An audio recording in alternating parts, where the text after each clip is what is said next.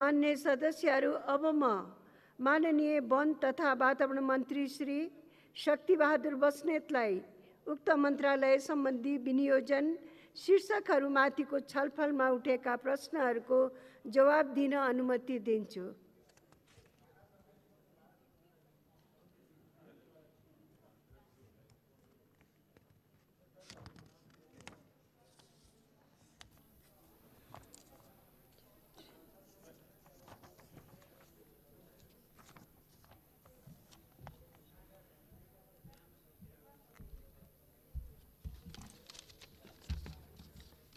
सम्माननीय सभामुख महोदय, वन तथा वातावरण मन्त्रालयसँग सम्बन्धित विषयमा विनियोजित बजेटका सन्दर्भमा मान्यज्यूहरूले उठाउनुभएका विषयहरूको बारेमा केही कुरा राख्न उपस्थित भएको छु। सबभन्दा पहिले सम्माननीय सभामुख महोदय मार्फत सम्पूर्ण मान्यज्यूहरूका जिज्ञासा, सुझाव र रायको निम्ति म धन्यवाद भन्न चाहन्छु। सङ्घीय व्यवस्थापन, बजेटको सीमा र जनप्रतिनिधिज्यूहरूका, मान्यज्यूहरूका अपेक्षाहरू, हामी सबैका अपेक्षाहरूको सन्तुलन कायम गर्ने कुरा निकै चुनौतीपूर्ण रहिरहेको छ। म यहाँ अलिकति यो विषयमा म के मात्र राख्न चाहन्छु भने सङ्घीय प्रणालीमा गइसकेपछि करिब वन तथा वातावरण मन्त्रालय अन्तर्गतको धेरैजसो कामको क्षेत्र प्रदेश अन्तर्गत हस्तान्तरण भएको छ, संरचनाहरू समायोजित हुन पुगेका छन्। यो सबै सन्दर्भमा हेर्दा कतिपय बेला कस्तो पनि महसुस हुन्छ भने हामी अन्य अवस्थामा सैद्धान्तिक छलफलको प्रसङ्गमा जाँदाखेरि सबैले सङ्घीयताको वकालत गर्छौँ। परिणामको बारेमा जब चर्चा गर्ने बेला हुन्छ त्यति बेला केन्द्रीकृत रूपमा आउनुपर्ने परिणामको अपेक्षा जो गर्छौँ, जसको सङ्गति अलि नमिलिराखेको जस्तो पनि महसुस हुन्छ। र यिनै सन्दर्भहरूलाई राखेर मैले संक्षेपमा केही कुरा राख्ने कोसिस गरिरहेको छु। सङ्घीयता कार्यान्वयनका सन्दर्भमा वन तथा वातावरण मन्त्रालयसँग सम्बन्धित वन, जैविक विविधता, जलाधार, वातावरण र जलवायु परिवर्तन मध्ये वन, जैविक विविधता र जलाधारका अभ्यासहरू मूलतः प्रदेशबाट सम्पन्न हुने र वातावरण तथा जलवायु परिवर्तनलाई सम्बोधन गर्ने विषय सङ्घ, प्रदेश र स्थानीय तहका सबैजसो निकायहरूको सहकारी र सहयोगबाट सम्पादन हुने बेहोरा म यहाँ निवेदन गर्न चाहन्छु। वन तथा वातावरण मन्त्रालयसँग सम्बन्धित नीतिहरूको मूल आशय पनि यही रहेको छ। सङ्घीय व्यवस्था अनुसार सङ्घ, प्रदेश र स्थानीय तहका जिम्मेवारी अनुरूप सङ्घीय तहको वन तथा वातावरण मन्त्रालयका सीमित कार्यान्वयन इकाइहरू बजेटको सीमा र जनता तथा जनप्रतिनिधिहरूको व्यापक अपेक्षा बीचमा सन्तुलन मिलाउने चुनौती रहेको निश्चित नै छ। साबिका क्षेत्रीय वन निर्देशनालय, क्षेत्रीय तालिम केन्द्रहरू, सबै जिल्ला वन कार्यालयहरू, जिल्ला भू संरक्षण कार्यालयहरू, क्षेत्रीय तालिम केन्द्रहरू सहित करिब 65% कर्मचारीहरू प्रदेशमा समायोजन भएको स्थिति छ। यस सन्दर्भमा सदनमा उठेका खास गरी नीतिगत विषयहरू, राष्ट्रपति चुरे संरक्षण कार्यक्रम, राष्ट्रिय निकुञ्ज तथा वन्यजन्तु आरक्ष्य लगायत संरक्षित क्षेत्रहरू जस्ता विषय नेपाल सरकार वन तथा वातावरण मन्त्रालयसँग सम्बन्धित छन्। वन व्यवस्थापन, भू संरक्षण, वृक्षारोपण जस्ता स्थानीय स्तरमा हुने कार्यहरू धेरैजसो प्रदेशबाट नै सम्बोधन हुनुपर्ने अवस्था छ।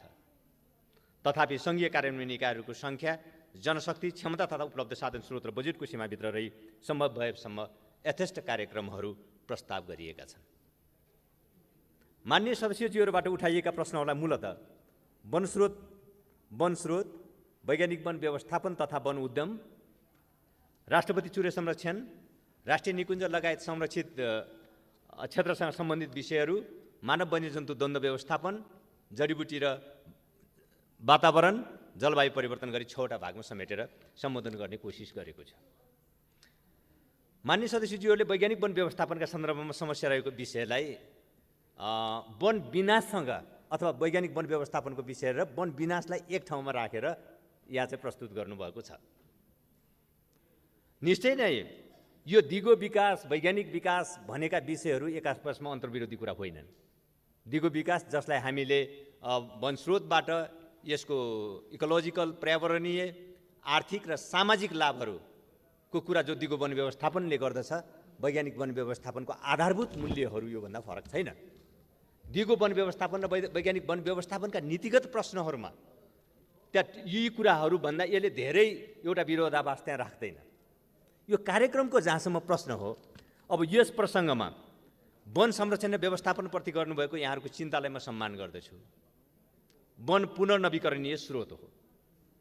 विषम 72 मा प्रकाशित राष्ट्रिय वन स्रोत प्रतिवेदन अनुसार नेपालमा कुल भूभागको झन्डै 45% अर्थात् करिब 66 लाख हेक्टर वन क्षेत्र रहेको छ। यसलाई 2073 देखि वर्षेनी पुनः मापन गर्दै 2078 मा अद्यावधिक क्षेत्रफल प्रकाशन गर्ने कार्यक्रम रहेको छ। विज्ञहरूका अनुसार यसमध्ये 1/3 अर्थात् करिब 20 लाख हेक्टर वनको मात्र उचित ढङ्गले व्यवस्थापन गर्ने हो भने वर्षेनी 10 देखि 13 करोड क्युबिक काठ दिगो रूपमा उत्पादन गर्न सकिने देखिन्छ, जबकि हाल वर्षेनी करिब 2 करोड क्युबिक फिट काठ मात्र उत्पादन भइरहेको छ। 15औं योजनाको अन्तसम्ममा वर्षेनी 3 करोड काठ उत्पादन गर्ने लक्ष्य राखिएको छ। 3 करोड क्युबिक फिट काठ उत्पादन गर्ने लक्ष्य राखिएको छ। काठ र काठजन्य वस्तुहरूमा आत्मनिर्भर भई क्रमशः निर्यात समेत गर्ने लक्ष्यका साथ यस मन्त्रालयको नीति कार्यक्रम तथा बजेटहरू तर्जुमा गरिएका छन्। यसको एउटा साधनका रूपमा वैज्ञानिक वन व्यवस्थापन कार्यक्रम सञ्चालन गरिएको हो। आर्थिक वर्ष 69-70 को बजेट वक्तव्यमा 1 लाख हेक्टरमा वैज्ञानिक वन व्यवस्थापन गर्ने लक्ष्य राखिएको। आर्थिक वर्ष 2069-70 को बजेट वक्तव्यमा 1 लाख हेक्टरमा वैज्ञानिक वन व्यवस्थापन गर्ने लक्ष्य राखिएको साथै यसका लागि वन तथा वातावरण मन्त्रालयबाट तत्कालीन वन तथा भू संरक्षण मन्त्रालयबाट वैज्ञानिक वन व्यवस्थापन कार्यविधि 2071 स्वीकृत गरी जारी गरिएको अवस्था छ। 2071 मा वैज्ञानिक वन व्यवस्थापन कार्यविधि स्वीकृत गरी लागू गरिएको अवस्था। वैज्ञानिक वन व्यवस्थापन आफैमा साध्य होइन।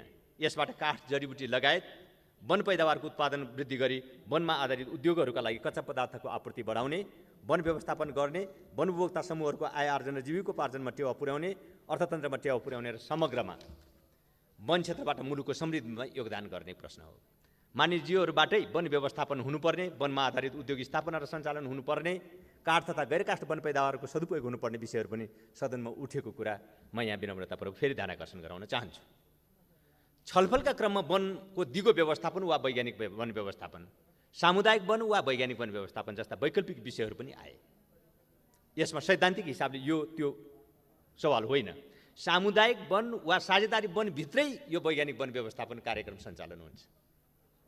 यो सामुदायिक वन साझेदारी वनहरूको आफ्नो वार्षिक कार्ययोजनामा जे कुरा समावेश गरिन्छ र जति व्यवस्थापन गर्ने भन्ने कुरा त्यो वन उपभोक्ता समूहहरूले बनाउने कार्ययोजनामा जे कुरालाई समावेश गरिन्छ, जे कार्ययोजना बन्छ त्यही आधारमा नै यो कार्यक्रम लागू हुने हो, सञ्चालन हुने हो। त्यसकारण यो सामुदायिक वनको विकल्प, यो समुदायको विकल्पमा यो भन्ने कुरा गलत हो। यो स्वयं समुदायले जो कम्युनिटी युजर ग्रुपहरू छ त्यही सामुदायिक वन उपभोक्ता समूहले आफ्नो कार्ययोजना, वार्षिक कार्ययोजना जे तयार गर्दछ त्यो वार्षिक कार्ययोजनामा त्यही समूहले नै यति क्षेत्रफलमा हामी वैज्ञानिक वन व्यवस्थापन गर्छौँ भनेर उसले आफ्नो कार्ययोजना स्वीकृत गराउँदछ। त्यसकारणले यो सामुदायिक वनको समुदायको विकल्पमा चाहिँ प्रस्तुत गरिएको कार्यक्रमको अर्थमा जो व्याख्या गर्ने गरिएको छ यसको लागि गलत ढङ्गले अलि व्याख्या भइराखेको कुरा म यहाँ विनम्रतापूर्वक राख्न चाहन्छु। एउटा सवाल। दोस्रो कुरा, यो नवीकरणीय वन स्रोत नवीकरणीय स्रोत हो भन्ने कुरालाई सैद्धान्तिक रूपमा स्वीकार गर्दा जहाँ वैज्ञानिक वन व्यवस्थापन लागू गरिएको छ ती ठाउँहरूमा फेरि अरूले इन्क्रोज गरेर बस्ती बसाउने कुरा होइन। यो 35-36 सालतिर यस्तो कस्तो भयो भन्ने कुरा हामी सुन्थ्यौँ। यो होइन। त्यो जुन ब्लकमा वैज्ञानिक वन व्यवस्थापन गर्दछ त्यो ब्लकलाई चारैतिरबाट घेराबन्दी गरेर त्यहाँ कुनै पनि खालको प्रवेशहरूलाई निषेध गरेर र त्यहाँ प्राकृतिक रूपमा फेरि त्यसको पुनरुत्पादन गर्ने, त्यसको रिजेनेरेसन गर्ने र प्राकृतिक रूपमा पुनरुत्पादनको व्यवस्था हो वैज्ञानिक वन व्यवस्थापनको सिद्धान्त। त्यसरी हेर्दा 7 वर्ष अगाडि जहाँ जुन ठाउँमा वैज्ञानिक वन व्यवस्थापन गरिएको थियो हामीले त्यसको चाहिँ अध्ययन गर्दा, अब्जर्भेसन गर्दा अहिले 5 मिटर अग्लो बिरुवाहरू प्राकृतिक रूपमा उत्पादन भएर त्यहाँ एउटा वनको रूपमा चाहिँ तयार भइराखेका छन्। 5 मिटरको अहिले अग्लो भएका छन् ती ठाउँहरूमा। त्यो मरुभूमिकरण हुने होइन। अझ वनविज्ञहरूको धारणालाई मैले रेफरेन्स बनाएर भन्दा मात्र म यो विषयको विज्ञ होइन। मैले केवल त्यो वैज्ञानिक वन व्यवस्थापन भएका ठाउँहरूमा गरेको अब्जर्भेसन मात्र थियो। म अब्जर्भेसनको आधारमा मात्र मैले के भन्छु भने 7 वर्ष अगाडि जहाँ वैज्ञानिक वन व्यवस्थापन जुन ब्लकमा गरिएको थियो आज 5 मिटरभन्दा अग्लो त्यहाँ बिरुवाहरू, सालका बिरुवाहरू अब त्यहाँ अस्तित्वमा छन्। अझ त्यो क्रमशः वृद्धिको चरणमा रहँदै आएका छन्। मेरो अब्जर्भेसनमा र यो वन विज्ञ सबै यो क्षेत्रका विज्ञहरूको भनाइमा पनि नवीकरणीय स्रोत भएको कारणले यसको आफ्नो एउटा रोटेसनल फ्रेममा यो अगाडि बढ्छ भन्ने कुरालाई बोध गरेर अथवा यो निष्कर्षमा पुगेर 69 सालदेखि यो कार्यक्रम अगाडि बढेको रहेछ। हामी प्रत्येक वर्षका हाम्रा वार्षिक नीति कार्यक्रम बजेट कार्यक्रमहरूमा यो भइराखेको हुन्छ, प्रत्येक वर्ष नै चलिराखेको हुन्छ। यो चल्दै आइराखेको कार्यक्रम भलै यो विषयसँग सम्बन्धित कतिपय सवालहरूमा विवादहरू रहँदै नआएका भने होइनन्। विभिन्न स्टेक होल्डरहरूले कतिपय प्रसङ्गमा यो विषयको बारेमा केही रिजर्भेसनहरू, केही अब्जेक्सनहरू नराखेको पनि होइन। फेकोफोन लगायतका केही संस्थाहरूले यो विषयमा आफ्नो रिजर्भेसन राख्नुभएको थियो। तर म विनम्रतापूर्वक यहाँ के राख्न चाहन्छु भने समुदाय स्वयंले यो जति माग गरिराखेका जुन समुदायले जुन समूहले तल युजर ग्रुपले वैज्ञानिक वन व्यवस्थापनको माग गरिराखेका छन् ती सबै ठाउँमा अहिले वैज्ञानिक वन व्यवस्थापन गर्ने टेक्निकल मेन पावर नभएको कारणले ती सबै ठाउँमा हुन सकिराखेको छैन। माग भए बमोजिम पनि भइराखेको छैन। सच्चाइ यो हो। म विषयको एउटा पाटोमा मैले यहाँ व्याख्या गर्दैछु, अरू मैले थप कुरा पनि केही भन्नु छ यो विषयमा। त्यसकारण वैज्ञानिक वन व्यवस्थापन एउटा कानुनी रूपमा रहेका सामुदायिक वन, साझेदारी वन, कब्लियती वन जस्ता वन व्यवस्थापनको यो ढाँचा भने होइन, यो कार्यक्रम हो मात्र। वैज्ञानिक वन व्यवस्थापनलाई दिगो वन व्यवस्थापनका सिद्धान्त, मापदण्ड र सूचकहरूसँग बाजिने गरी कार्यान्वयन गर्ने हाम्रो नीति पनि छैन, त्यो नीति पनि होइन।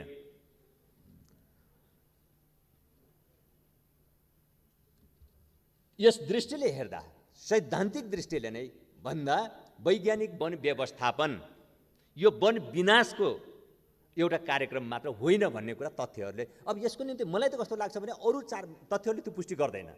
अरू 4-5 वर्षपछि वैज्ञानिक वन व्यवस्थापनको विषयको बहस टुङ्गिन्छ भन्ने मलाई लाग्दछ।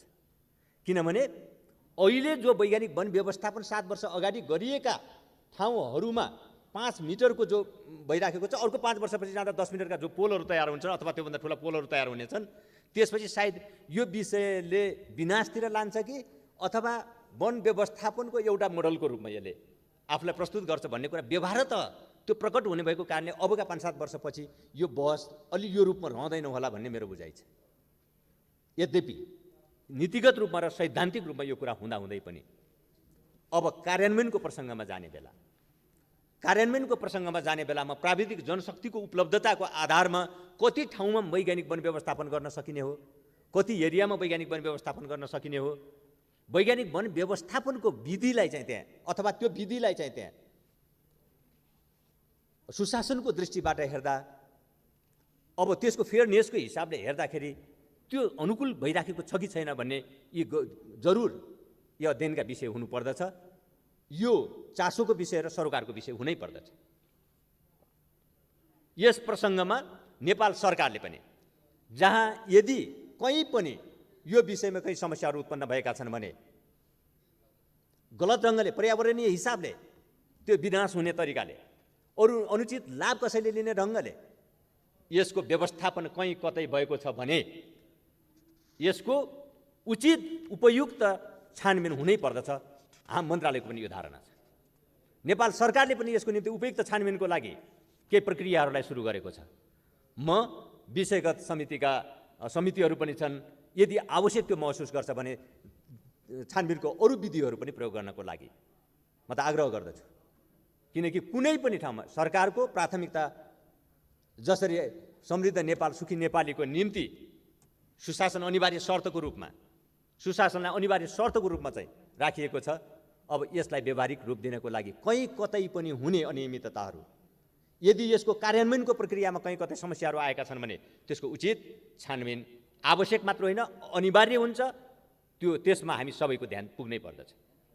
नेपाल सरकारले आवश्यक प्रक्रिया त्यसको निम्ति अगाडि बढाएको छ र म यो प्रसङ्गमा फेरि पनि मैले स्मरण गराउनु पर्ने विषय एउटा के मात्र भनेको भने राष्ट्रिय वन नीति वन तथा वातावरण मन्त्रालयको क्षेत्राधिकारको विषय हो भने प्रदेशभित्रको सम्पूर्ण वन व्यवस्थापनका कुरा त्यो प्रदेश सरकारको जिम्मेवारीको विषय, कार्यक्षेत्रको विषय भएको कारणले अब यो कार्यान्वयनको विषयमा के कसरी गर्ने भन्ने बारेमा हामीले प्रदेश सरकारसँग एउटा विधिबाट हामी छलफल गर्नुपर्ने हुन्छ। हामी आवश्यक समन्वय पनि गर्नेछौँ र कतिपय सन्दर्भमा यो लकडाउन पछिका अवधिहरूमा पनि कतिपय ठाउँमा अलिकति केही समस्याहरू देखिए भन्ने कुरा वन तथा वातावरण मन्त्रालयको जानकारीमा आइसकेपछि हामीले वन तथा वातावरण मन्त्रालयबाट प्रदेश मन्त्रालयहरूको ध्यानाकर्षण गराउने हामीले काम पनि गरेका थियौँ। तर हाम्रो प्रक्रिया अहिले सङ्घीय व्यवस्थापनको विधि र अभ्यासबाट हेर्दाखेरि वन मन्त्रालयले प्रदेशको उद्योग पर्यटन वन तथा वातावरण मन्त्रालयसँग पत्राचार गर्नु पर्यो भने, सम्पर्क गर्नु पर्यो भने हाम्रो अभ्यास,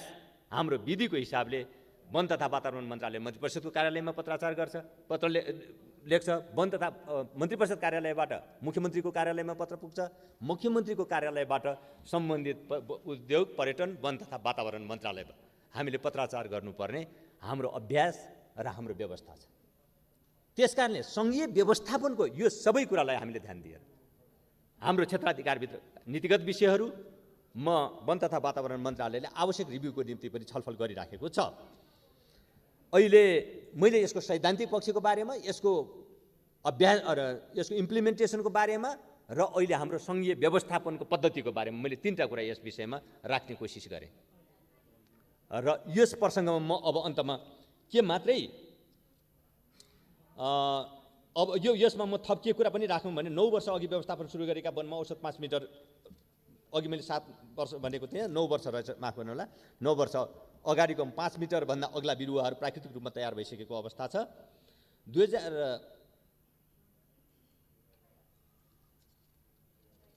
र अब यो कुरामा सैद्धान्तिक रूपमा सिद्धान्त त यो विषय रहँदै पनि अब मान्यज्यूहरूले भने जस्तै जनताको कतिपय हिस्सामा पनि यो कुरा रहेको छ। होइन, वनहरू एकैसाथ धेरै वनहरू प्लटमा काटिए अनि त्यसपछि यो फेरि रिजेनेरेसन हुन्छ कि हुँदैन, कतै मरुभूमिकरण हुने हो कि, अथवा यो कटानको विषयमा यसको फेयरनेस र सुशासनको पार्टमा ध्यान दिएको छ कि छैन, लगायतका यावत जिज्ञासाहरू, प्रश्नहरू पनि छन् जसलाई हामीले सकारात्मक ढङ्गले नै लगेका छौँ। यो विषयलाई मैले अघि पनि भने यसको सिद्धान्त र नीतिको पार्ट एउटा मैले अघि व्याख्या गरे जस्तो हुँदै पनि यसको इम्प्लिमेन्टेसनको विषयमा यी सबै जे जति उठिराखेका सवालहरू छन् यी सवालहरूलाई यथोचित ढङ्गले ध्यान दिने र त्यसको निम्ति आवश्यक सरकारवाला सबैसँग समन्वय गर्ने म यहाँ विश्वास दिलाउन चाहन्छु। यो नेपाल सरकारको पनि यो विषयमा ध्यान गएको छ, प्राथमिकताको विषय हो। वन तथा वातावरण मन्त्रालयको पनि ध्यान गएको छ र सबैसँग म यो विश्वास पनि दिलाउन चाहन्छु। अब त्यसपछि राष्ट्रपति चुरे संरक्षण कार्यक्रमसँग सम्बन्धित केही विषयहरू, यसैसँग केही वन उद्यमसँग सम्बन्धित विषयहरू, समृद्धिको लागि वनसँग सम्बन्धित विषयहरूमा पनि केही कुराहरू उठेका थिए। जरुर मैले अघि भनिसकेँ, प्रदेशभित्रको वनको व्यवस्थापनको जिम्मेवारी प्रदेशको एकल अधिकारको सूचीमा भएको कारणले धेरै कामहरू वृक्षारोपणदेखि लिएर यी यावत सबै कामहरू हामीले प्रदेश मार्फत गर्नुपर्ने खालको अवस्था त छँदैछ, प्रदेशसँग अपेक्षा गर्नुपर्ने खालको अवस्था छँदैछ। तथापि यो कुरालाई एक्सेलरेट गर्न सकियोस्, अलिकति कम्तीमा पनि प्रेरित गर्न सकियोस्, प्रदेशहरूलाई पनि थप प्रेरित गर्न सकियोस् उद्यमको विकासको निम्ति, प्रदेशहरूसँग पनि कतिपय अवस्थामा सहकार्य गर्ने, कतिपय अवस्थामा प्रेरित गर्ने उद्देश्यले वन उद्यमसँग सम्बन्धित कार्यक्रमहरूलाई, समृद्धिको लागि वन कार्यक्रमहरूलाई हामीले सङ्घको कार्ययोजनामा पनि कार्यक्रममा पनि समावेश गर्ने गरिराखेका छौँ। कम्ती अलिकति गाइडलाइन पनि होस् भन्ने हिसाबले यो सबै हिसाबले हामीसँग बजेटका केही सीमाहरू अवश्य छन्, क्षेत्राधिकारका सीमाहरू अवश्य छन्, हामीसँग संरचनाका सीमाहरू हामीसँग अवश्य छन्। मैले अघि भनिसकेँ, क्षेत्रीय वन निर्देशनालयहरूदेखि लिएर तालिम केन्द्रहरूदेखि लिएर डिभिजनल वन कार्यालयहरू, सब डिभिजनल वन कार्यालयहरू सबै चाहिँ प्रदेश मातहतमा गइसकेको अवस्थामा, प्रदेशमा समायोजित भइसकेको अवस्थामा हामीसँग यी यावत सीमाहरू छन्। तथापि प्रेरित गर्ने उद्देश्यले, गाइडलाइन गर्ने उद्देश्यले र कम्तीमा एउटा छलफल र बहस तयार हुँदै जाओस् भन्ने हिसाबले यी सबै क्षेत्रमा हामीले केही न केही बजेटहरू विनियोजन गर्ने गरेका छौँ। अक्सर ती सिम्बोलिक टाइपका छन्, अपेक्षित जरुर छैनन्, आवश्यकतासँग मेल गर्ने खालको यहीँबाट मात्र त्यो सम्भव पनि थिएन र ती छैनन्। म यो विनम्रतापूर्वक पनि राख्न चाहन्छु यहाँ।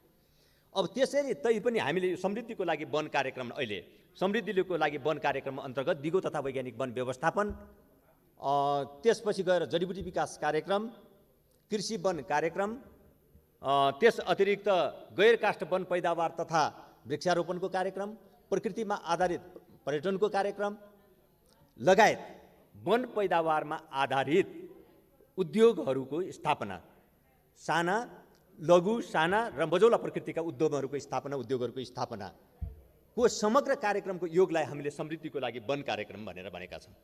यसले कम्तीमा पनि मुलुकको समृद्धिमा केही न केही योगदान पुर्याउन सक्छ भन्ने हाम्रो विश्वास छ। तर बजेट कन्स्टेन्ट यहाँहरूले बुझ्नुभएकै छ, एउटा कोरोना प्रभावले सबैलाई चाहिँ प्रभाव पारेकै छ। तथापि फेरि यो उद्यम विकासको क्षेत्रमा वन मन्त्रालयले कम प्राथमिकता पाउने कुरा पनि त्यतिकै छँदैछ। त्यसकारण बजेटका सीमाहरूको बिचमा हामीले यो समृद्धिका लागि वनका कार्यक्रमहरूलाई अपेक्षित रूपमा र हामीले सोचेअनुसार पनि व्यवस्थापन गर्न सकेका छैनौँ।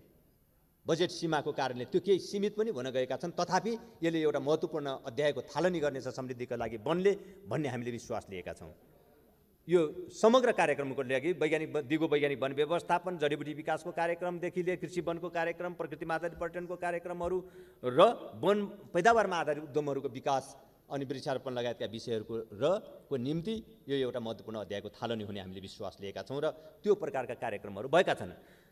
अब जहाँसम्म राष्ट्रपति चुरे संरक्षण कार्यक्रमको प्रसङ्गमा यहाँ मान्यज्यूहरूले अलिकति कार्यक्रमहरू फितलो हुँदै गयो भन्ने छ। यसमा एउटा क्रक्स छ, म विनम्रतापूर्वक राख्न चाहन्छु। केही वर्ष एउटा सच्चाइ हो, अलिकति बजेट घटेको छ, बजेटको सीमा घटेको छ। यो अहिले समग्र यो महामारीको प्रभाव हो भन्ने कुरा हामी सबैले बुझेकै नै छौँ।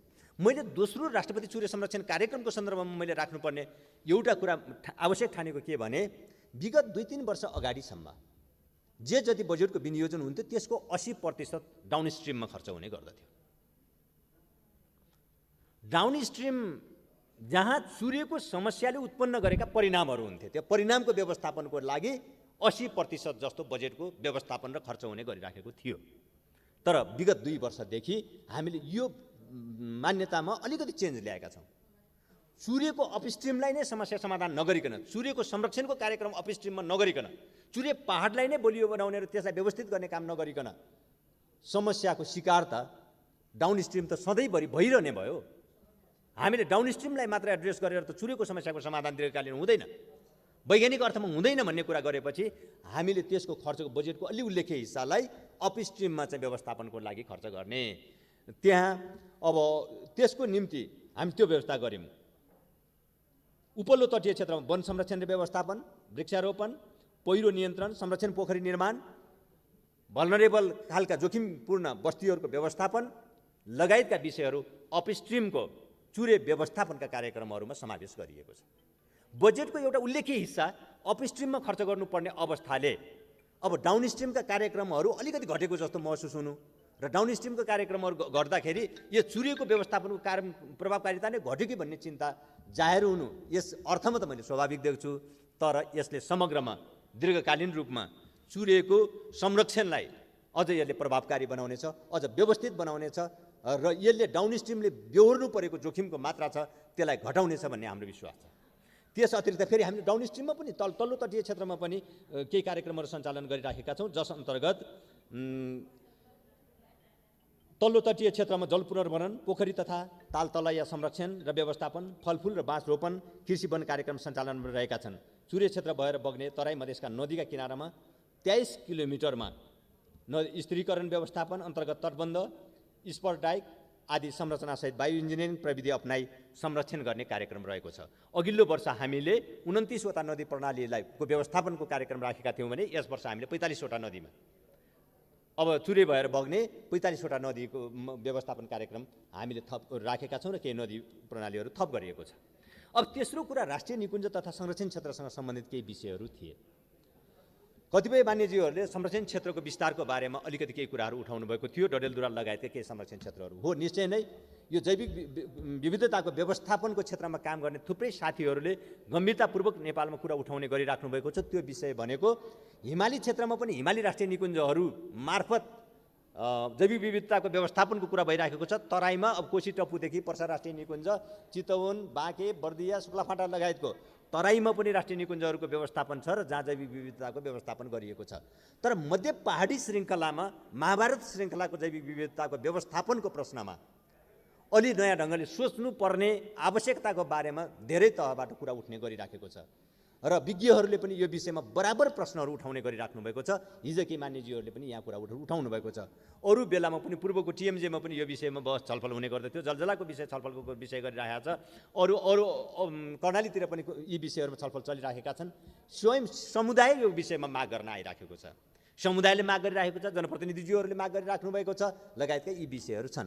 त यो सबै कुरालाई हामीले ध्यान दिएर, समुदायका भावनाहरूलाई समेत पनि ध्यान दिएर, यहाँ जनप्रतिनिधिज्यूहरूले मान्यज्यूहरूले उठाइराखेका विषयहरूलाई पनि को भावनालाई पनि ध्यान दिएर, अन्य मध्य पहाडी रेन्जमा र माओवादी श्रृङ्खलाको जैविक विविधताको संरक्षण गर्नुपर्ने विषयमा विज्ञहरूले, विशेषज्ञहरूले उठाइराखेका सवालहरूलाई समेत ध्यान दिएर, जहाँ समुदायको पहुँच पुग्दैन, जहाँ सरकारी संयन्त्रको अहिलेको एक्जिस्टिङ सरकारी संयन्त्रको, राज्य संयन्त्रको ध्यान पुग्न सकिराखेको छैन र त्यस्ता ठाउँहरूमा जुन ठाउँमा जैविक विविधताहरूको लस हुँदै जाने, नोक्सान हुँदै जाने सम्भावनाहरू देखिराखेका छन्, चोरी निकासीहरू बढ्दो हुने सम्भावनाहरू देखिराखेका छन्। यी सबै विषयहरूलाई ध्यान दिएर यो विषयमा हामी सकारात्मक ढङ्गले एउटा छलफल अगाडि बढाउनेछौँ र बढाइराखेका छौँ र यो विषयमा हामी उपयुक्त ढङ्गले एउटा निष्कर्षमा पुग्ने म विश्वास यहाँहरूलाई दिलाउन चाहन्छु। जहाँसम्म राष्ट्रिय निकुञ्जको अर्को पार्ट छ वन्यजन्तु, त्यस अतिरिक्त अब राष्ट्रिय निकुञ्ज आरक्ष्य संरक्षण क्षेत्रमा नेपालमा 12वटा राष्ट्रिय निकुञ्ज, एउटा वन्यजन्तु आरक्ष्य, एउटा शिकार आरक्ष्य र 6वटा संरक्षण क्षेत्र गरी 20वटा संरक्षण क्षेत्रहरू स्थापना भई व्यवस्थापन गरिएको छ।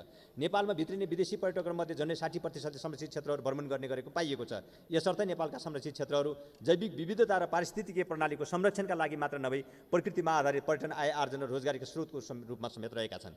यस सन्दर्भमा अन्नपूर्ण संरक्षण क्षेत्र लगायत संरक्षण क्षेत्रहरूमा प्रदेश, स्थानीय तह र स्थानीय समुदाय समेतको सहकारीमा व्यवस्थापन गर्ने कार्यक्रमको बारेमा मोडालिटी निर्माणको क्रम अगाडि बढिरहेको छ। यहाँ म एउटा कुरा विनम्रतापूर्वक के आग्रह गर्न चाहन्छु भने 72 सालभन्दा अगाडि जति बेला हामी सङ्घीय प्रणालीमा गइसकेका थिएनौँ, त्यो बेलामा स्थानीय समुदाय र एनटिएनसीको बीचको व्यवस्थापनको सवाल मात्र थियो। तर हामी सङ्घीय प्रणालीमा गइसकेपछि प्रदेशले आफ्नो स्टेक खोजिराखेको छ, त्यहाँ प्रदेशले आफ्नो चाहिँ त्यहाँ सहभागिता कहाँनिर हो भनेर खोजिराखेको छ, स्थानीय तहले आफ्नो सहभागिता कहाँनिर हो भनेर खोजिराखेको स्थिति भएको कारणले हामीले 72 भन्दा अगाडि बनाइएका धारणाहरूमा मात्रै समातेर अगाडि बढ्न सक्ने स्थिति रहेको छैन।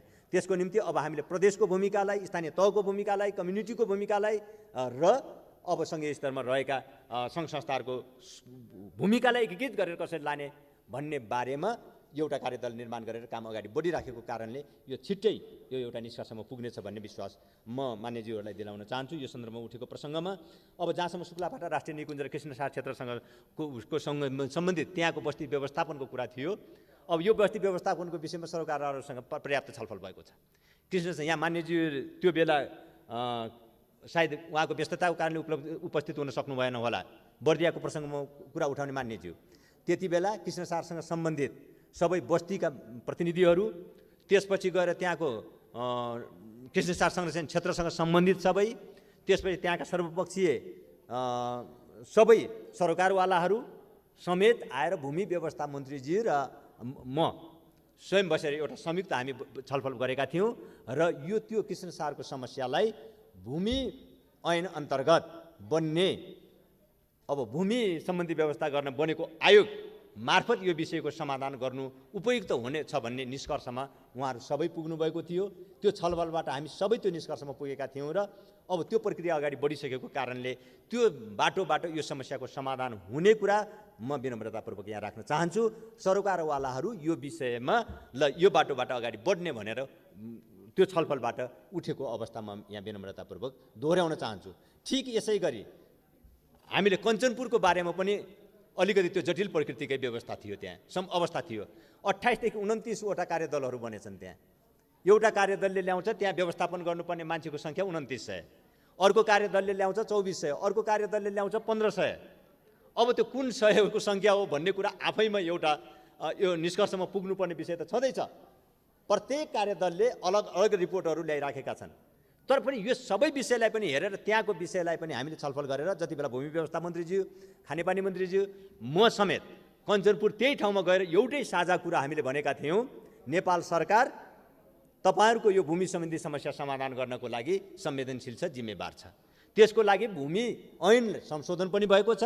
संशोधित भूमि ऐनको व्यवस्था अनुसार भूमि आयोग बन्नेछ, त्यो भूमि आयोगबाट यी विषयहरूको समस्या समाधान हुनेछ भन्ने बारेमा कञ्चनपुरको कार्यक्रममा पनि हामीले साझा रूपमा एउटै शब्दमा यही कुरा भनेका थियौँ। यो प्रक्रिया पनि अगाडि बढिसकेको छ। त्यसकारण विषयलाई अर्कोतिर नतन्काउनको लागि म मान्यज्यूहरूलाई आग्रह गर्दछु, यो सस्तो राजनीति गर्ने विषय होइन नि, जिम्मेवारीपूर्वक समस्याको समाधान गर्ने विषयहरू हुन्। त्यो जिम्मेवारीपूर्ण ढङ्गले समाधान गर्ने प्रक्रियामा विषय अगाडि बढिसकेको कारणले बरु त्यहाँ सहयोग गर्नको लागि म सरकारवाला सबैसँग विनम्रतापूर्वक आग्रह गर्दछु। मानव वन्यजन्तु द्वन्द्व व्यवस्थापनको सन्दर्भमा यहाँ विशेषतः झापा, पर्सा र बर्दियाको बारेमा कुरा उठेको थियो। झापा, बर्दिया र पर्साको बारेमा मैले पर्सासँग सम्बन्धित मान्यज्यूलाई त अनौपचारिक रूपमा पनि भनिसकेँ। त्यो किताब एकपल्ट पढिदिएको भए सायद समाधान त्यही थियो। अब किताबमा लेखेरै फेरि व्यवहारमा लागू हुने भए हुनाले त्यहाँ लेखिएको छ र त्यो समाधान हुन्छ भन्ने विश्वासमा त्यहाँ दिलाउन चाहन्छु पर्सासँग सम्बन्धित विषयमा। अलिकति अर्को विषय थियो, त्यो थारू भएको कारणले नभएको कि भन्ने कुरा त यो त चाहिँ अलि धेरै नै हुन्छ, यो अन्यायपूर्ण हुन्छ यो कुरा। किनकि हाम्रा सबै व्यवस्थापनसँग सम्बन्धित स्टेक होल्डर भनेको थारू समुदाय हो। हामीले बर्दियामा काम गर्ने थारू समुदायको निम्ति हो, चितवनमा काम गर्ने पनि थारू समुदायको लागि छ, पर्सामा पनि छ, कञ्चनपुरमा पनि छ। त्यस कारणले अब यो हाम्रो महत्त्वपूर्ण स्टेक होल्डर थारू समुदाय नै भएको कारणले अब त्यो प्रकारको सोचको हामी कल्पना गर्न सक्दैनौँ। जुन रूपमा थारू समुदाय भएको कारणले यो काम नभएको कि भन्ने टाइपले जो कुरा उठेको थियो, अब यो हाम्रो कल्पनाभन्दा धेरै बाहिरको कुरा हो। यो विषयमा हामी सोच्न सक्दैनौँ र यो सच्चाइ पनि होइन। अब जहाँसम्म अन्य मानव वन्यजन्तु द्वन्द्व व्यवस्थापनका सन्दर्भमा संरक्षित क्षेत्रहरू प्रभावकारी व्यवस्थापनबाट वन्यजन्तुको सङ्ख्यामा वृद्धि भएको तथा पर्यापर्यटनमा वृद्धि भई स्थानीय तथा राष्ट्रिय आय स्रोतमा वृद्धि भएको छ। वन्यजन्तुको सङ्ख्यामा वृद्धिसँगै विभिन्न स्थानमा मानव वन्यजन्तु द्वन्द्वका घटनाहरू भइरहेका छन्। द्वन्द्व न्यूनीकरणका लागि वन्यजन्तुको वासस्थान सुधार, मध्यवर्ती क्षेत्र व्यवस्थापन कार्यक्रम तथा तारबार, सौर्य तारबार र राहतको व्यवस्था समेत गरिएको छ। अब आर्थिक वर्ष 75-76मा हामीले 110 किलोमिटर विद्युतीय तारबार गरिएको छ। चालु आबोमा झापामा हात्तीको आगमनबाट हुने क्षति न्यूनीकरण गर्न सौर्य तारबारका लागि 2 पटक सूचना प्रकाशित गर्नुपर्दा लकडाउन सुरु भएकोले बजेट समर्पण गर्नु परेको अवस्था हो। आबो 77-78मा झापा, बारा र पर्सामा सौर्य तारबार र पर्सा, चितवन, बाँके, बर्दिया, शुक्लाफाँटा, शिवपुरी, नागार्जुन राष्ट्रिय निकुञ्ज वरिपरि विभिन्न भागमा मेष जाली सहितको तारबारको कार्यक्रम राखिएको छ। बर्दियामा पनि यो व्यवस्था गरिएको छ। साथै संरक्षित क्षेत्र कार्यालय मार्फत घाइते तथा पीडितलाई राहत निर्देशिका बमोजिमको राहत रकम तत्काल उपलब्ध गराउँदै आइएको छ। अब मैले यो विषयमा चितवन, लाङटाङ, सेफोक्सन्डो राष्ट्रिय निकुञ्ज तथा कञ्चनजङ्घामा संरक्षण क्षेत्रमा वन्यजन्तुबाट हुने क्षतिका लागि बिमाको परीक्षण कार्यक्रम सुरु गरिएको छ यस वर्षदेखि। जडीबुटीको सन्दर्भमा जडीबुटीको उत्पादन प्रशोधन बजारीकरण र निर्यातका लागि जडीबुटीको पकेट क्षेत्र निर्धारण, खेती विस्तार, कृषकहरूलाई तालिम प्रशोधनका लागि अनुदान तथा विदेश निर्यातका लागि प्रमाणीकरण र सिफारिसको व्यवस्था गरिएको छ। आबो 77-78मा कर्णाली प्रदेश र सुदूरपश्चिम प्रदेशमा जडीबुटी विकास विशेष कार्यक्रम सञ्चालन गर्नुका साथै बाँकी प्रदेशमा समेत पकेट क्षेत्र निर्धारण गरी क्रमशः देशैभरि विस्तार गर्दै लगिनेछ। निजी क्षेत्रलाई समेत प्रदर्शन र उत्प्रेरणा हुने गरी जडीबुटी उत्पादन तथा प्रशोधन कम्पनी लिमिटेडलाई स्वचालित यन्त्रसहित उच्च प्रविधियुक्त बनाउने कार्यक्रम रहेको छ। किसानहरूले उत्पादन गरेका जडीबुटीहरू कम्पनी मार्फत खरिद गर्ने सुनिश्चितता समेत गरिने व्यवस्था गरिएको छ। र अहिले यहाँ यो उद्यम विकासको लागि जडीबुटी उत्पादन तथा प्रशोधन कम्पनी र नेपाल वन निगमद्वारा सञ्चालन गरिने वन पैदावारमा आधारित उद्योगहरूको स्थापना र सञ्चालनको विषय यो किताबमा समावेश नभएको कारणले अब अलि फरक ढङ्गले पनि ती व्यवस्थापनहरूको बारेमा पनि सोचिएको छ। उद्यमको बारेमा धेरै सोचिएन कि उद्योगहरूको बारेमा सोचिएन कि भन्ने चिन्तालाई हामीले जडीबुटी उत्पादन कम्पनी तथा प्रशोधन कम्पनी र नेपाल वन निगम मार्फत हामीले समाधान गर्ने कोसिस गरेका छौँ। त्यो कार्यक्रम मार्फत आउने नै छ। वातावरण तथा जलवायु परिवर्तनसँग सम्बन्धित विषयमा काठमाडौँको वायु प्रदूषण नियन्त्रण कार्ययोजना नेपाल सरकारबाट स्वीकृत भई कार्यान्वयनको थालनी गरिएको छ। वातावरण विज्ञान, वन विज्ञान र वनस्पति शास्त्रमा शोध कार्य अनुदानका लागि शोधार्थी छनौट गर्दा समावेशितालाई अवश्य नै ध्यान दिइनेछ। रौतहटदेखि कञ्चनपुरसम्मका तराईका जिल्लाहरूमा परीक्षणका रूपमा सुरु गरिएको रेड प्लस अर्थात् वनमा आधारित कार्बन व्यापार कार्यक्रमलाई क्रमशः देशव्यापी रूपमा विस्तार गर्दै लगिने कार्यक्रम छ र अहिले तर्जुमा पनि यो कार्यक्रम अहिले समावेश गरिएको छ। कार्बन व्यापारबाट प्राप्त लाभलाई न्यायोचित रूपमा वितरण गर्न लाभ वितरण योजना समेत तयार भइसकेको छ। अन्तर्राष्ट्रिय जलवायु वितरण प्रविधिमा नेपालको पहुँच पुर्याउन र लाभ लिन हरित जलवायु कोष, जलवायु लगानी कोष र अन्तर्राष्ट्रिय सुविधाहरू अन्तर्गत परियोजना सञ्चालन गर्ने कार्यक्रमहरू समेत रहेका छन्। जलवायु परिवर्तन अनुकूलनका लागि 7 प्रदेशमा जलवायु परिवर्तन नमुना कार्यक्रमहरू आर्थिक वर्ष 2077-78देखि परीक्षण सुरु गरी क्रमशः देशव्यापी बनाउँदै लगिने सोचिएको छ। र अहिले यहाँ अलिकति अर्को पनि प्रश्न उठेको थियो, जडीबुटी र जलवायु परिवर्तनसँग सम्बन्धित कार्यक्रमहरूमा देशभरिमा क्षेत्रव्यापी सन्तुलन भएन कि भन्ने पनि उठेको थियो। म विनम्रतापूर्वक के आग्रह गर्न चाहन्छु भने 2010मा एउटा एसेसमेन्ट भएको रहेछ भल्नरेबिलिटीको। जोखिमको बारेमा नेपालमा जलवायु परिवर्तनको दृष्टिले जोखिमयुक्त क्षेत्रहरूको एउटा एसेसमेन्ट भएको रहेछ 2010को एसेसमेन्ट अनुसार तत्कालीन मध्यपश्चिम क्षेत्र र सुदूरपश्चिम क्षेत्र सबैभन्दा बढी भल्नरेबल छन् भन्ने निष्कर्षका आधारमा पहिलो चरणमा जलवायु परिवर्तनसँग सम्बन्धित प्रोजेक्टहरू त्यो दुईटा क्षेत्रमा अलि बढी केन्द्रित भएको अवस्था साँचो हो। तर अहिले हामी फेरि त्यसलाई रिएसेसमेन्ट गर्न गइराखेका छौँ। यो वर्ष हामी रिएसेसमेन्टमा गइरहेका छौँ। त्यति मात्र होइन, फेरि यो बिचमा हामीले देशभरि सन्तुलन कायम गर्नका लागि अरू कार्यक्रमहरू सुरु गरिसकेका छौँ। जस्तो जिसिएफद्वारा सञ्चालित चुरे रेजिलियन्सको कार्यक्रम अहिले प्रदेश नम्बर 2 र प्रदेश नम्बर 1 का तराईका जिल्लाहरूमा सञ्चालन हुनेछ। हामी अहिले निकट भविष्यमा नै नदी गण्डकी बेसिन जलाधार कार्यक्रमहरू हामीले प्रदेश नम्बर 4 मा र 3 मा हामी सञ्चालन गर्न गइराखेका छौँ। केही सुखाग्रस्त क्षेत्रहरूको व्यवस्थापन सम्बन्धी प्रदेश नम्बर 1 र 3 का पहाडी जिल्लाहरूमा सञ्चालन गर्ने कार्यक्रम निकट भविष्यमा नै सुरु हुँदैछ।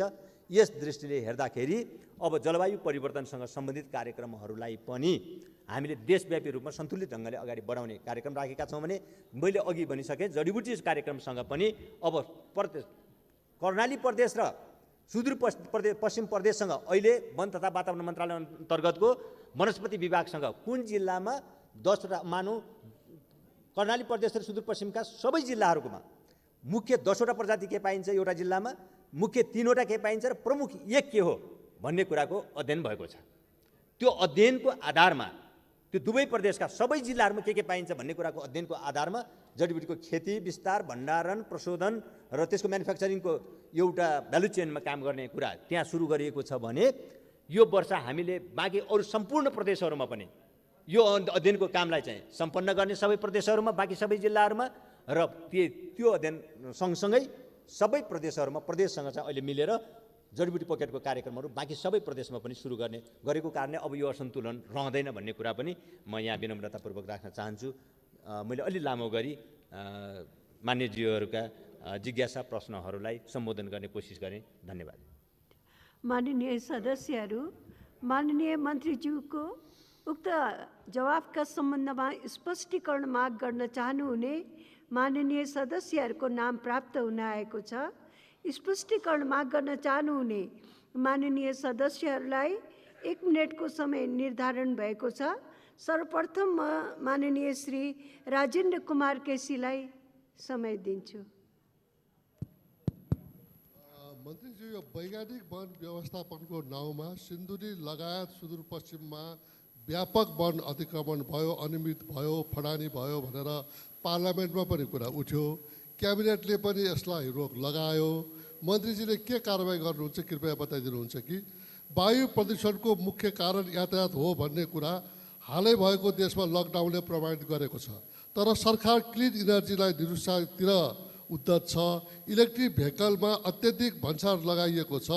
वातावरण मन्त्रीका दाताले कस्तो अनुभव गर्नुभएको छ कृपया बताइदिनुहुन्छ कि जडीबुटीलाई अब कृषि उपजको रूपमा स्थापित गर्नुपर्छ। विद्यमान प्राकृतिक अवस्थामा रहेको जडीबुटी ओभर हार्भेस्टिङका कारणले न्यून हुन पुगेको छ। मन्त्रीज्यू यसमा के सोच राख्नु भएको छ कृपया बताइदिनुहुन्छ कि। माननीय श्री राजेन्द्र प्रसाद लिङ्गदेन, समय 1 मिनट। सम्माननीय सभापति महोदय, मन्त्रीज्यूलाई धन्यवाद दिन चाहन्छु मैले छलफलको क्रममा उठाएको प्रश्नको जवाफ दिनुभएकोमा। र म फेरि पनि चाहिँ मन्त्रीज्यूलाई आग्रह गर्न चाहन्छु, यो मानव वन्यजन्तु द्वन्द्व भन्ने कुरा यति महत्त्वपूर्ण कुरा हो कि मान्छेको लागि एकछिन पनि महत्त्वपूर्ण हुन्छ। तर जेठ 15 गते बजेट आउने र अर्को जेठ 15 गतेमा पनि खर्च हुन नसक्ने र अनि पैसा फिर्ता हुने खालको कार्यक्रम मात्रै पर्यो भने त्यो अत्यन्तै पीडादायी हुन्छ। त्यसकारण यसपालि कार्यान्वयन होस् र बजेट पनि अपुग छ, अझै घटाउनु भएको छ भन्ने कुरा सुनिएको छ, त्यो नघटोस् भन्ने कुरा म अनुरोध गर्न चाहन्छु। धन्यवाद। माननीय श्री प्रेम सुवाल। सभामुख महोदय मार्फत मन्त्रीजीसँग जिज्ञासा गर्न चाहन्छु।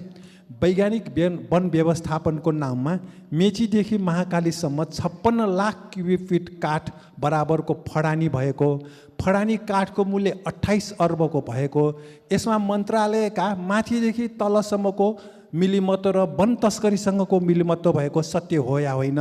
लकडाउनमा पनि खुला सिमानाबाट काठ तस्करी भइरहेको समाचार छ, यो सत्य हो कि होइन? भक्तपुर जिल्लाको खानेपानी स्रोतको रूपमा रहेको बागेश्वरी स्थित भङ्गेरी डाँडाको वन खेल मैदान बनाउन भनी विनाश भइरहेको मन्त्रालयलाई जानकारी छ वा छैन? वनफडानी गरी खेल मैदान, सडक आदि निर्माण हुँदा पनि मन्त्रालयले आफ्नो उपस्थिति किन देखाउन सकेन? महाराजगञ्ज प्रहरी प्रतिष्ठान स्थानान्तरण गरी काभ्रे पनौतीको जङ्गल विनाश गर्न लागेको सत्य हो या होइन? स्वच्छ वातावरणको निम्ति अब 2073-74 को बजेट वक्तव्य अनुसार काठमाडौँ उपत्यकामा रहेका औद्योगिक क्षेत्रहरू स्थानान्तरण गर्ने काम किन भएन? हिमाल पहाडमा रज्जु मार्ग र तराईमा विद्युतीय रेल सञ्चालन नगरेसम्म स्वच्छ वातावरण कायम नहुने विज्ञहरूको मतबारे मन्त्रीज्यू। माननीय सदस्यहरू, अब म माननीय वन तथा वातावरण मन्त्री श्री शक्तिबहादुर बस्नेतज्यूलाई उक्त स्पष्टीकरणको सम्बन्धमा स्पष्ट पार्न अनुमति दिन्छु। धन्यवाद सभा महोदय मार्फत फेरि मान्यज्यूहरूलाई धन्यवाद। म फेरि पनि वैज्ञानिक वन व्यवस्थापनबाटै सुरु गर्नुपर्ने भयो। मैले अघि पनि भने नीतिगत रूपमा वैज्ञानिक वन व्यवस्थापनसँग सम्बन्धित विषय यो राष्ट्रिय वन नीतिको बारेमा वन तथा वातावरण मन्त्रालयले काम गरिराखेको छ। प्रदेशभित्रको वनको बाँकी व्यवस्थापन प्रदेशले गर्दछ भन्ने कुरा मैले धेरै पहिले भनिसकेँ, धेरै पटक मैले दोहोऱ्याएर भनिसकेँ। एक, हाम्रो सम्पर्क र चेन अफ कमान्डको सम्बन्धको तरिका पनि मैले अघि भनिसकेँ। हामीले सम्पर्क गर्नुपर्ने स्थितिमा वन तथा वातावरण मन्त्रालय मन्त्री परिषद कार्यालय हुँदै मुख्यमन्त्रीको कार्यालयमा र मुख्यमन्त्री कार्यालय हुँदै त्यहाँ पुग्नुपर्ने हामीले पत्राचार गर्दा पनि यो प्रकारको सङ्घीय व्यवस्था र व्यवस्थापन र अभ्यास भएको कुरा पनि मैले यहाँ विनम्रतापूर्वक गरिसकेँ। अब यो विषयमा अनि त्यो वन व्यवस्थापनसँग सम्बन्धित विषयहरूमा सङ्घीय मन्त्रालयको पनि त्यहाँ छ कि सहभागिता छ कि छैन, व्यवस्थापनमै सहभागिता छैन, अब अरू कुरामा के सहभागिता? त्यसकारण या मान्यज्यूले जे विषयलाई आशंका गरिराख्नु भएको छ म त्यसलाई 100% गलत हो भन्न चाहन्छु र त्यसलाई खारेज गर्न चाहन्छु। यो कुरा रह्यो कुरा। अब फेरि दोस्रो अर्को एकजना मान्यज्यूले के कारवाही गर्नुहुन्छ भन्ने विषय उठाउनु भएको थियो। अब यो फेरि यही विषयसँग चाहिँ रिलेट गरेर आइरहेको छ, यसै विषयसँग रिलेटेड छ। त्यसकारण यो समग्र नेपालको प्राकृतिक स्रोतको व्यवस्थापनको निम्ति नेपाल सरकारले दिने चासो र सक्रियताको दृष्टिले हेर्दा नेपाल सरकारले पर्याप्त ध्यान दिएको छ र यसको उपयुक्त एउटा निष्कर्षमा पुग्छ, उपयुक्त ढङ्गले यसको छानबिन गर्छ र समस्याको समाधानको निम्ति पहल पनि गर्छ नेपाल सरकारले। बाँकी कुरा हामीले व्यवस्थापनका अन्य सरकारवाला निकायहरूसँग यो विषयमा अब यही प्राकृतिक स्रोत व्यवस्थापनसँग काम गर्ने मन्त्रालय हुनुको भएको नाताले पनि हामीले आवश्यक समन्वयको कामलाई अगाडि बढाउँछौँ। मैले यो विषयमा भन्नुपर्ने कुरा यति नै हुन्छ। त्यसकारण अनावश्यक किनकि हाम्रो सङ्घीय व्यवस्थापन के छ, हाम्रो अभ्यासहरू के छन्, यो कुरालाई ध्यान नदिइकन अनि त्यत्तिकै अब यो यहाँ पनि जोडिएको होला, त्यहाँ पनि जोडिएको होला, उहाँ पनि जोडिएको होला भन्ने विषयलाई यो रूपमा प्रस्तुत गर्नु उपयुक्त पनि हुँदैन, सही पनि हुँदैन, यो सही कुरा पनि होइन भन्ने कुरा म फेरि जोड दिएर यहाँ एकपटक दोहोऱ्याउन चाहन्छु। रह्यो छानबिनको कुरा, मैले अघि धेरै पटक पनि भनेको छु, इम्प्लिमेन्टेसनको क्रममा कहीँ कतै त्यस्ता समस्याहरू देखिएका छन् भने त्यसको उचित छानबिन हुनुपर्दछ, छानबिन गरिनुपर्दछ। त्यो छानबिनको प्रक्रियामा वन तथा वातावरण मन्त्रालयको तर्फबाट पुर्याउनु पर्ने सहयोग सम्पूर्ण रूपले त्यो सहयोग पुर्याउँछ र सम्पूर्ण रूपले त्यो प्रक्रियामा सहभागिता पनि जनाउँछ। म यति कुरा राख्न चाहे यो प्रसङ्गमा। त्यसपछि मेरो अब अर्को विषय, यो लकडाउनकै बेलामा यस्तो भइराखेको छ कि भन्ने कुराहरू यो सार्वजनिक पनि भइसकेको थियो एकपटक। वन तथा वातावरण मन्त्रालयले यही विषयमा लकडाउनको बेलामा केही गलत प्रवृत्तिहरूले टाउको उठाउने कोसिस गरिराखेको, अलिकति समस्याहरू सिर्जना हुन खोजिराखेको भन्ने कुरा जानकारीमा आएको छ। यस सम्बन्धी आवश्यक ध्यान दिनको लागि र यसलाई तदारुकताका साथ रोक्नको निम्ति भनेर वन तथा वातावरण मन्त्रालयले फेरि मैले अघि भने जस्तै मन्त्री परिषद कार्यालय हुँदै मुख्यमन्त्रीको कार्यालय हुँदै प्रदेशको मन्त्रालयहरूमा एउटा पत्राचार हामीले गरेका थियौँ। त्यो पत्र पनि वन तथा वातावरण मन्त्रालयको यो चाहिँ प्रदेशको एकल अधिकार सूचीमा रहेका विषयहरूमा वन तथा वातावरण मन्त्रालयको जुरिस्डिक्सनको विषय हो कि होइन यो भन्ने प्रश्नहरू पनि त्यहाँ त्यति बेला छलफलमा आएका थिए, जो सार्वजनिक छलफलमा पनि थियो। त्यो सार्वजनिक छलफलमा हुँदाहुँदै पनि फेरि हामीले यो हुनसक्छ है, यो सार्वजनिक छलफलको विषय हुनसक्छ भन्ने कुरा अनुमान गर्दा गर्दै पनि वन तथा वातावरण मन्त्रालयको जिम्मेवारी यति त हुनुपर्छ ध्यानाकर्षण गराउने विषयमा भन्ने कुरा हामीले महसुस गरेर त्यो पत्राचार त्यति बेला हामीले गरेका पनि थियौँ। र त्यसैले अब यो लकडाउनको बेला, तर म एउटा कुरा विनम्रतापूर्वक यहाँ के राख्न चाहन्छु भने यो चाहे इन्क्रोचमेन्टको कुरा होस्, अतिक्रमणको कुरा होस्, चाहे चोरी निकासीका कुराहरू हुन्, यसलाई केही दशक यताको र केही वर्ष यताको एउटा तुलनात्मक अध्ययन गरेर हेर्ने हो भने म यति कुरा चाहिँ भन्न सक्छु, पछिल्लो यो 1 दशक यता वनमा हुने अतिक्रमणको मात्रा घटेको छ। वन अतिक्रमण घटेको छ। म दोहोऱ्याएर भन्छु, चोरी निकासीहरूको बारेमा पनि जुन स्तरमा छलफल हुने गरिराखेको छ त्यो सही होइन भन्ने कुरा पनि म फेरि दोहोऱ्याएर भन्न चाहन्छु। यदाकदा ती समस्याहरू आएका होलान्। अब अघि बरु यहाँ अर्को यो मैले जहाँसम्म वन वैज्ञानिक वन व्यवस्थापन र वन विनाश एउटै ठाउँमा जोडिएर आएको छ, त्यो वन वैज्ञानिक वन व्यवस्थापन एउटा कार्यक्रम हो। त्यो कार्यक्रम ठिक कि बेठिक भन्ने कुराको पोलिसीमा रिभ्यूको निम्ति छलफल पनि हुनसक्छ, त्यो कुरा पनि आफ्नो ठाउँमा छ। इम्प्लिमेन्टेसनको क्रममा देखिएका विषयहरूको छलफलको कुरा आफ्नो ठाउँमा छ। तर यो वन विनाश र वैज्ञानिक वन व्यवस्थापनको कार्यक्रमको एउटै कुरा होइन त्यो, र त्यहाँ एउटै रूपमा चाहिँ यसलाई व्याख्या गर्नु हुँदैन भन्ने मेरो विनम्र आग्रह पनि छ। त्यसपछि गएर यो जडीबुटीसँग सम्बन्धित विषयहरूमा जडीबुटीको यो कार्यक्रमलाई कतिपय मान्यज्यूहरूले माइनर प्रडक्टको रूपमा होइन मेजर प्रडक्टको रूपमा चाहिँ वन मन्त्रालयले लिनु पर्यो भन्ने कुराहरू थियो। यी महत्त्वपूर्ण कुरा छन्। हामीले वन नीतिमा पनि वनको बहुआयामिक उपयोग गर्ने यस अर्थमा भनेका छौँ। हामी काष्ठ वन पैदावारको मात्र कुरा गरिरहेका छैनौँ। हामीले काष्ठ गैर काष्ठ अझै स्पेसल्ली जडीबुटीको विषयमा हामी विशेष ध्यान दिने गरिरहेका छौँ र त्यसैलाई हामीले वनको बहुआयामिक उपयोगको बारेमा भन्ने गरेका छौँ। त्यस अतिरिक्त यसलाई भ्यालु चेनमा यसको उत्पादनमा दिगो सङ्कलनको कुरा, उत्पादन, भण्डारण, त्यसपछि यसको प्रोसेसिङ प्रशोधन अनि म्यानुफ्याक्चरिङ र यसको ब्रान्डिङ समेत गर्ने गरेर अब एउटा भ्यालु चेनमा जडीबुटीको कार्यक्रमलाई हामीले विशेष महत्त्व दिइराखेका छौँ। र यो क्षेत्रमा पब्लिक कम्पनीहरू पनि, सहकारीहरू, स्थानीय समुदायहरू पनि र निजी क्षेत्रलाई पनि हामीले सहभागी गराउने गरेर नै सोचिराखेका छौँ। अब क्लिन इनर्जीको विषयमा अब अहिले यो सबै परिस्थितिहरू, पछिल्लो विश्व परिस्थिति, सबै कुरालाई ध्यान दिएर अब हाम्रा विकास प्रयत्नहरूलाई थप वातावरण मैत्री बनाइराख्नु पर्ने कुरामा कुनै दुविधा छैन।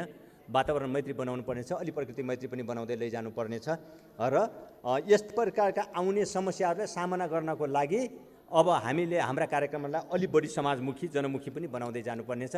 समाजमुखी, जनमुखी, प्रकृतिमुखी, वातावरण मैत्री हामीले हाम्रा कार्यक्रम बनाउँदै जानुपर्नेछ भन्ने कुरा राख्दै मेरो भनाइ टुङ्गाउँछु। हस्त, धन्यवाद, नमस्कार। माननीय सदस्यहरू, वन तथा वातावरण मन्त्रालय अन्तर्गत विनियोजन शीर्षकमाथिको छलफल यहीँ समाप्त हुन्छ।